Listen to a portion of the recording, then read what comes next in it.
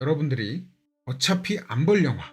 오늘은 마네킹의 친척 같은 그런 영화라고도 할 수가 있습니다. 인간이 아닌 존재와 사랑에 빠지는 80년대 루코 판타지의 정점이죠. 마네킹과 함께 양대 산맥으로 불렸던 플래시입니다.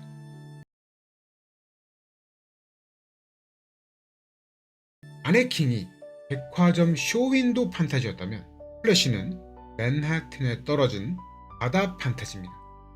바다 생물이 나오거든요. 물고기? 맞아요. 근데 진짜 물고기가 나오는 건 아니고 인어가 등장합니다. 도시 속에서 펼쳐지는 그들의 일상, 그 속에서 우리 사랑이라는 게 어때요? 눈에 보입니까? 물론 사랑에 빠져 있는 사람들 눈으로 보이죠. 보여요. 행복해 보이는 게 눈에 보여.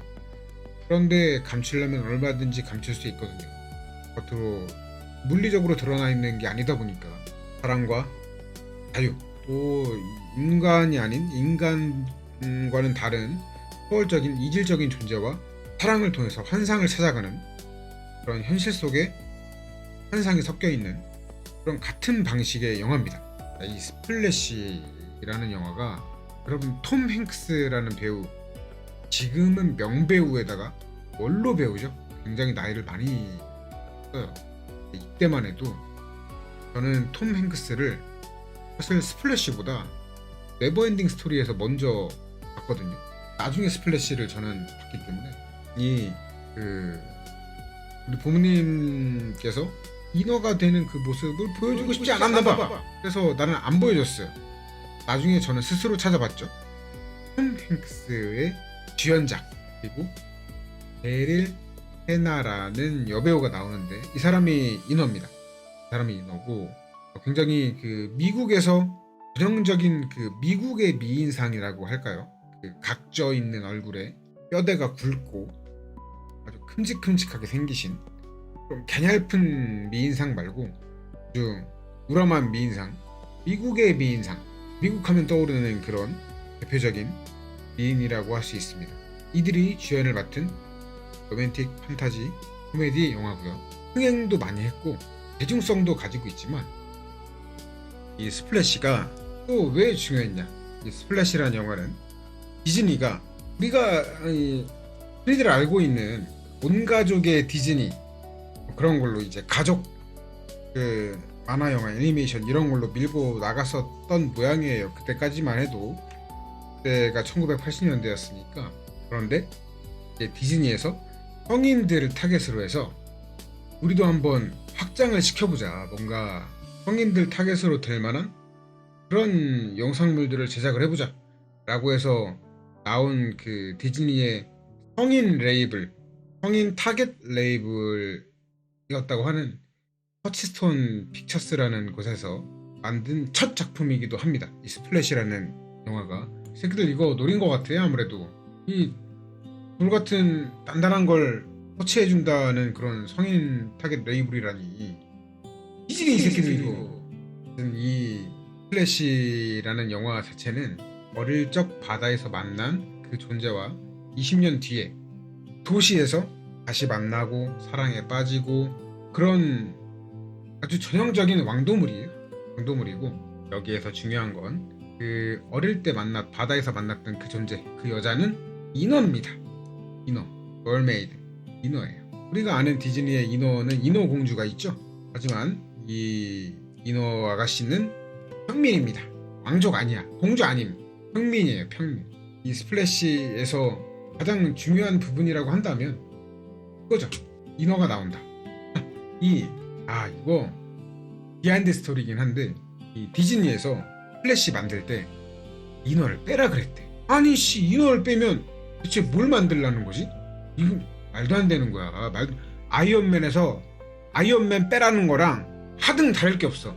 알라딘에서 알라딘 빼라는 거하고 다른 게 없다고. 이거 말도 안 되는 얘기를 해서 감독과 스태프들이 말도 안 되는 소리 하지 마라 라고 되게 일을 했다는 그런 얘기가 있습니다. 어쨌든 마네킹도 그렇고 이 스플래시도 그렇고 마찬가지지만 같은 시대의 분위기를 타고 난 그런 영화이기 때문에 아무래도 젊은이들의 그 사랑에 대한 열망, 성공, 소비를 촉진시키는 그런 문화들, 판타지적인 걸 넣어서 사랑을 부풀리고 모두가 성공을 할 수 있고 뭐 그런 해피해피한 해피엔딩으로 또 끝나게 가는 그런 이쁜 러브스토리를 만들고 싶어 했기 때문에 또 공식이 어느 정도 있어요.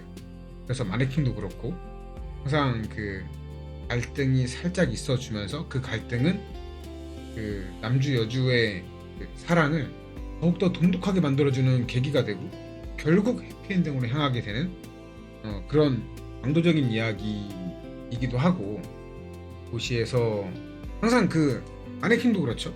도시에서 성공하고 싶지만 어딘가 좀 모자라. 어딘가 좀 비어있어. 뭔가 이 치유하지 못한 상처 같은 거랄까? 이런 게 있어요. 그리고 여주는 현실에는 없는 존재야. 우리 현실에 없는 존재, 유니콘 같은 남자를 찾는다. 뭐 이런 얘기들 많이 하잖아요. 현실에 없는 이노 아가씨가 주인공이라는 점. 요거하고 둘이 있을 때는 되게 막 비밀도 서로 공유하게 되고 사람들한테 밝힐 수 없는 그런 비밀들을 공유하게 되죠. 나 이너랑 사귄다! 라고 어떻게 사람들한테 공표를 하고 다녀. 그러면은 잡혀가요. 국가 기관에서 잡아간다고 우리 이너. 여기에서 우리 그 외계인들이랑 주인공이랑 친하게 친분 쌓는 그런 영화들 보면 항상 그 국가 기관에서 그 외계인 납치해 가려고 데려가려고 여행해 가려고 막 그러고 주인공은 그 외계인들 막 숨겨주고 그러잖아요. 우리 ET에도 나오잖아. 그런 것처럼 여기에도 과학자가 이 인어를 노리고 인어를 타겟팅하고 과학자가 약간 그 매드 사이언티스트 같은 그런 느낌의 과학자가 빌런으로 나옵니다. 영화에서는 아네킨에는 사실 그런 빌런은 없었어요. 그래서 조금 더 왕도물에 가깝다고 해야 될까? 그런 재미있는 포인트가 네. 스플래시는 여러분 디즈니 플러스에서 보실 수가 있습니다. 제가 미리 찾아봤지. 내가 미리 찾아봤어. 디즈니 플러스에서 볼 수 있어요. 스트리밍 하고 있어. 그런데 참 안타까운 게 베릴 한나가 스플래시에서 올 누드로 정면에 나오질 않아. 그 중요 부위가 다 드러난다든지 그렇지는 않는데 그 나체로 그 뒷부분이 나옵니다. 뒷판이 나와. 뒷판이 이렇게 나오고 바다로 막 달려가서 바다로 점프하는 그 장면이 있어요. 이 부분을 되게 퀄리티 낮은 CG로 그 뒷판을 다 가렸다 라고 하더라고요. 내가 보진 않았어. 보진 못했어. 그걸 가렸다고? 역시 온 가족의 디즈니 이 같은 것들 그따위로 원작을 훼손하다니 있어서는 안 되는 야하지도 않아요. 이것들은 이거 PC 거리더니 이 새끼들은 이거 어떻게 된 거야. 아까 얘기했던 스튜디오에서는 터치스톤 스튜디오에서는 이 인어 없이 만들자고 했어요. 그냥 사랑 이야기를 만들고 싶었나봐. 그런데 감독이 저는 아까 딜을 했나봐요 라고 얘기했죠. 아니래. 딱 잘라서 얄마셈 꺼져 영화에 간섭하지마 라고 그냥 딱 잘라서 거절했다네요. 야, 강단 있어. 감독님 아주 대단하시군요. 이 영화는 인어가 핵심인데 중심 같은 것들이 이거 니들이 영화를 알아? 꺼져. 바로 잘라버리고 그냥 내 맘대로 만들어버렸다. 감독님 멋있는데? 론 하워드라는 감독님입니다. 하워드 감독님 수강장이네. 영화 자체가 제가 스플래시 이야기를 하려고 보기는 봤어요. 내가 초반부에 잘 기억이 안 났거든. 중간에 그 메디슨이 이너 아가씨 이름인데 물론 주인공이 붙여준 겁니다. 본인이 메디슨이라고 소개를 하진 않아요. 초반에 기억이 안 나서 디즈니 플러스로 조금 봤는데 역시 내 기억이 많이 잘못됐어. 다른 것들하고 막 섞여가지고 어차피 여러분이 안 볼 영화라고 네이밍을 짓긴 했지만 그래도 혹시라도 여러분이 보시게 된다면 옛날 영화 특유의 여기서 저런다고? 이런 의문은 갖지 않으시는 게 좋아요. 굉장히 그 인과가 맞지 않습니다. 그 남자애가 주인공이죠. 주인공의 어린 시절인데 그 아버지랑 형이랑 가족들이랑 이렇게 요트 같은 거를 타고 요트라고 해야 되나? 요트라고 하면 우리 막 호화 막 이런 유람선 이런 거 생각하시잖아. 그런 거 말고 그냥 일반 낚싯배야, 통통배. 그런 배를 타고 바다를 나가서 바닷바람을 즐기면서 이제 가족이 그 휴가를 즐기고 있는데, 주인공이 어딘가를 멀거머리 보더니 냅다 그냥 바다로 그냥 다이빙을 그냥 해버려요. 그 꼬맹이가. 아니 부모 입장에서 어떻겠어. 빠지면 형이 아빠 엄마 큰일 났다고, 우리 동생 빠졌다고. 그럼 이제 엄마는 발을 동동 구르겠죠. 아빠가 그냥 냅다 다이빙을 해서 애를 건져 올립니다. 그런데 그 시간까지 약간의 그 텀이 있는데, 물속에서 이 여자아이를 만나요. 이 아이를 보고 꼬맹이가 물속으로 다이빙을 한 거야. 그 어린 꼬맹이가 여자아이한테 홀랑 넘어가가지고 바다로 다이빙을? 아니야. 여자애가 인어였던 거야. 남자애는 인어를 보고 끌려가지고 뭐야 신기하다, 인어다. 그래서 뛰어들어서 여자애를 좀 더 가까이서 보려고 뛰어들었는데, 아빠가 낚아채는 바람에 가까이 가지도 못하고 그냥 다이빙만 한 경험을 가지고 그렇게 흘려보냈다. 굉장히 나중에 정신 차려서 형 나 인어 봤어 라고 할 텐데, 분명히 구라치지 말라고 하면서 대가리 한 대 맞겠죠. 형제는 그런 거니까요. 그런 장면이 나오지는 않습니다. 비하인드로 그러지 않았을까. 근데 이 뒤를 보면 형이 되게 착해. 그러진 않았을 것 같아. 너가 충격이 컸나 보구나, 좀 쉬어 라고 했을 법한 그런 형입니다. 어쨌든 이 과거가 지나고 이제 20년 뒤에 뉴욕이 됩니다. 무대가 뉴욕이 돼요. 이 남자 주인공이 뉴욕에서 일을 하고 있어. 일을 하면서도 연애도 하고, 그냥 젊은인데 그렇잖아요. 우리가 일하면서 또 연애에 치이고 일에도 치이고, 그리고 또 젊은이들은 알잖아, 그 감성. 모르실 수도 있고. 하지만 뉴욕이나 지금 현대 한국이나 똑같다. 80년대 뉴욕이나 지금 한국이나 할 거라고 봅니다. 이 남자애가 어딘가 계속 이 마음속의 공허함을 채우지를 못해요. 왜? 약간 이게 맞나 싶긴 하지만, 어릴 때 봤던 그 인어 아가씨가 마음속에 있었던 거야. 그걸 얘기하고 싶었던 것 같은데, 조금 그래. 와닿지는 않는데 그냥 어쩔 수 없지. 그렇게 이야기를 만들어 가야 되지 않습니까? 이게 인어가 사실은 이 주인공이 그 인어를 보려고 그때 여자애를 만났던, 그 여자 꼬맹이를 만났던 그 바다 근처를 지속적으로 탐험을 나가요. 주변을 계속 돌아다녀. 인어 한 번 또 만나려고. 그러는 와중에 이제 남자가 실수로 물에 빠지는데, 이걸 또 그 인어 아가씨가 나타나서 구해주네. 이걸? 아니 거기가 인어 집인가? 갑자기 남자 주인공이 물에 빠지니까 그 전에는 코빼기도 안 비치다가 갑자기 등장해가지고 남자 주인공을 또 구해줘요. 시나리오가 너무, 어쨌든 그렇게 구해주고 나서 남자가 괜찮을지 두근두근하는 마음으로 숨어서 그 인어 아가씨가 지켜봅니다. 그렇게 훔쳐봐요. 근데 남자가 일어나서 뭐지, 어떻게 되는 거지 하면서 머리를 부여잡고 주변을 둘러보는데, 여기 유독 나를 뚫어지게 쳐다보는 여자가 하나 있네. 계속 보다 보니까 아는 사람 같아. 계속 보다 보니까 내가 찾는 그 여자 같아. 그래서 가까이서 보려고 다가가는데 그 여자가 냅다 달려오더니 키스를 막 갈깁니다. 갑자기 키스를 졸라 갈겨요. 근데 또 남자가 키스를 또 졸라 받아줘요. 모르는 사람이 보면은 뭐지 싶은 장면들이 계속 연달아서 나와. 그리고 갑자기 그 여자를 뉴욕으로 데리고 오느냐? 아니, 그냥 돌아옵니다. 그냥 헤어져요. 거기서 헤어지는데, 이 인어 아가씨가 바닷속에 떨어진 이 남자의 지갑을 주워. 인어도 있는데 그게 말이 안 된다고 할 수는 없으니까 주웠는데, 그 지갑에 있는 거를 다 펼쳐놔요. 그 바닥에 난파된 그 난파선 비슷한 게 있거든. 탁자 같은 데다가 다 펼쳐놔. 왜 걔들이 지폐 같은 것들도 그 상에 붙어 있는지 잘 이해는 안 되지만, 인어도 나오는데 그게 말이 안 된다고 하면은 당신은 영화를 볼 자격이 없는 거예요. 그냥 영화적인 그런 센스로 이해를 좀 해주세요. 판타지잖아요. 인어가 나오는 거는 말이 되고 지폐가 물에 떠다니지 않는 거는 이해가 안 돼? 판타지로 그냥 이해를 하시면 됩니다. 거기에 써있는 그 주민등록증 같은 게 있어요. 그 무슨 증이라고 하더라? 아이디라고 하던데 증명증 같은 거에서 써 있는 걸 보고 그 난파선의 벽면에 친절하게 지도가 붙어 있어요. 그 지도에 여기 이 아이디 주소 써 있는 곳에 써 있는 뉴욕이라는 데가 뉴욕이라고 써 있어요. 아주 친절하게 그쪽에 확대가 돼서 써 있어. 그래서 아 여기구나. 오케이 좋았어. 바로 만나러 간다. 라고 해서 뉴욕으로 갑니다.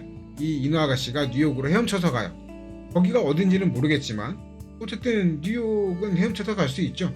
바다로 연결이 돼 있으니까요. 막혀있지 않잖아. 그래서 이 인호 아가씨가 뉴욕으로 오면서 이제 본편이 시작이 된다고 보면 됩니다.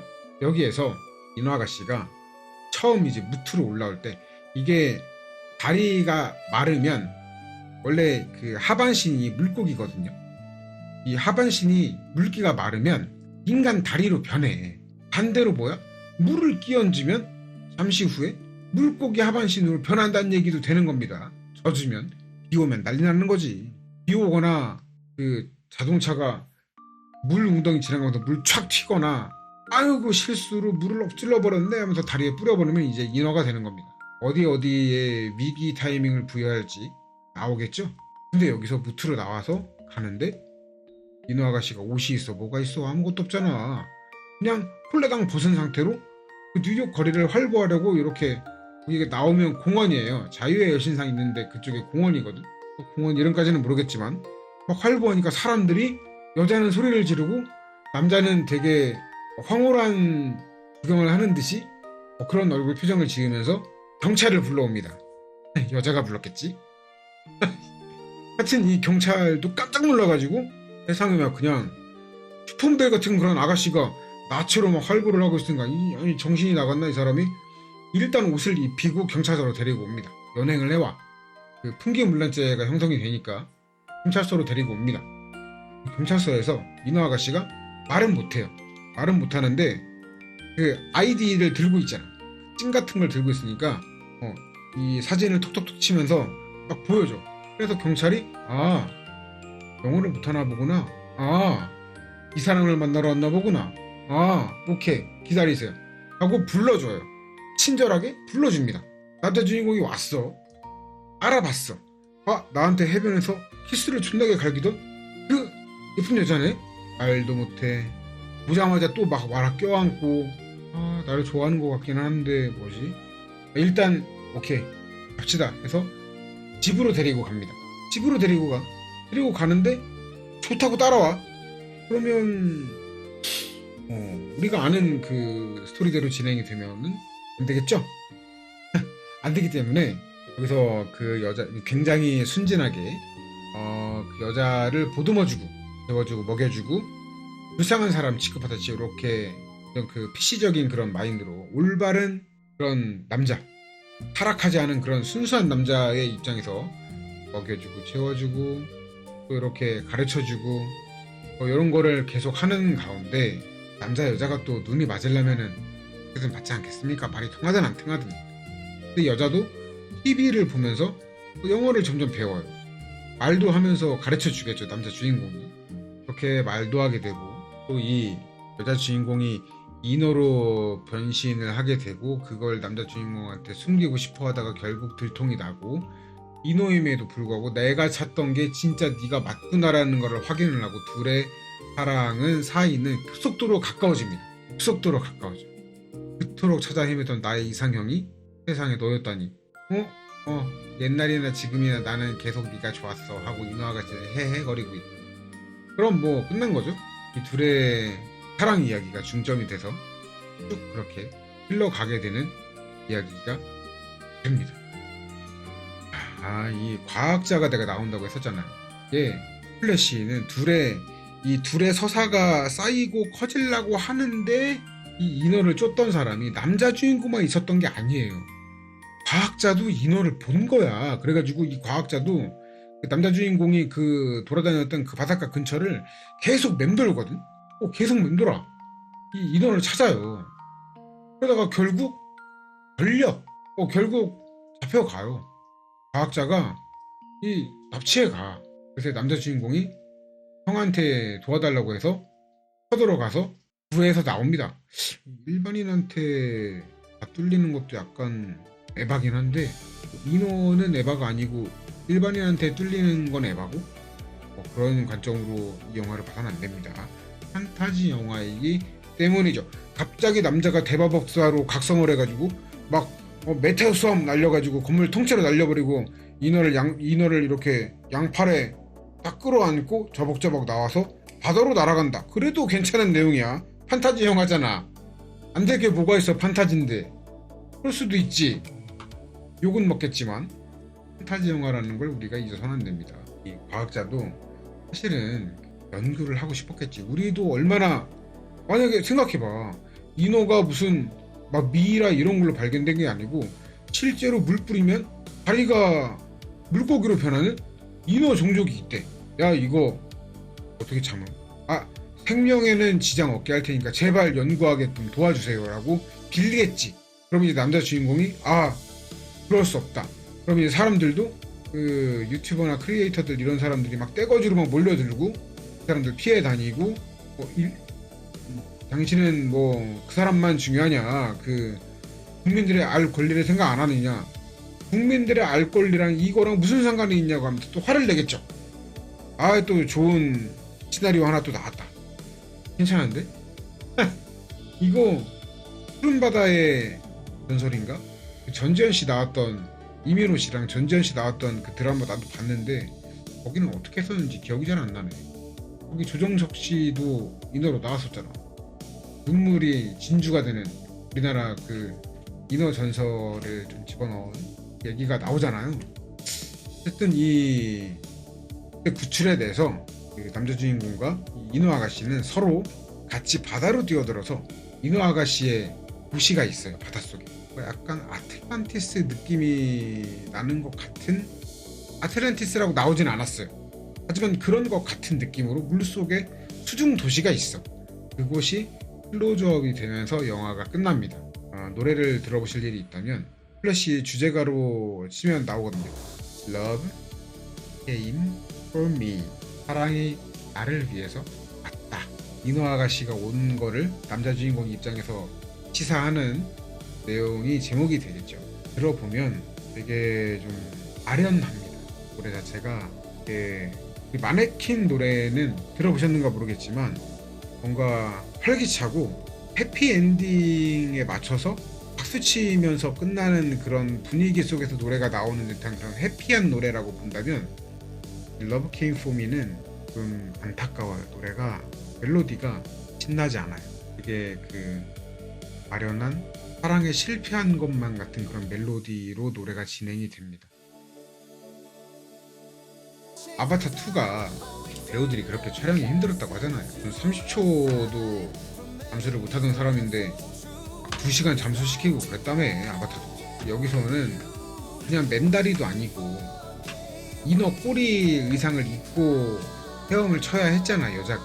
그 의상 자체가 되게 아팠대요. 수중 촬영 자체가 고된 경험이었다고 정말 많은 인터뷰에서 수차례 언급이 됐대. 촬영하던 그 곳이 스튜디오가 아니고 로케이션으로 촬영을 한 거라서 뉴욕이나 LA 그리고 바하마 이런 곳에 스플래시 촬영장이라고 이렇게 팻말 붙어 있고 관광객들을 사진 찍고 하는 포토존이 유명하다고 합니다.